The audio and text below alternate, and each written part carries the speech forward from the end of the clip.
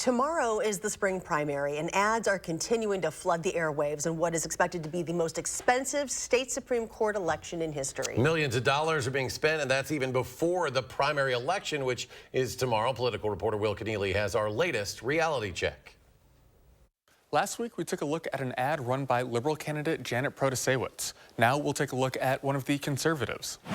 We need to elect conservative Justice Dan Kelly. This ad is not being run by Dan Kelly's campaign itself, but is instead paid for by Fair Courts America, an independent expenditure campaign which has the financial backing of GOP megadonor Richard Uihlein. The ad talks up Kelly's conservative credentials. Dan Kelly has a proven record of protecting our freedoms and cast the deciding vote to end the COVID lockdowns of our schools and businesses. And this is partially true. The state Supreme Court issued a ruling that struck down the governor's lockdown orders. Kelly was among the 4 conservative justices that all ruled together, but it's not clear that he was the deciding vote in that case. He didn't write the majority opinion, for example. He did, though, share his own thoughts in a concurring opinion, which is something that he has run on throughout the campaign. Madison liberals are trying to take over the Wisconsin Supreme Court. The ad also takes a shot at the 2 liberal candidates running in the race.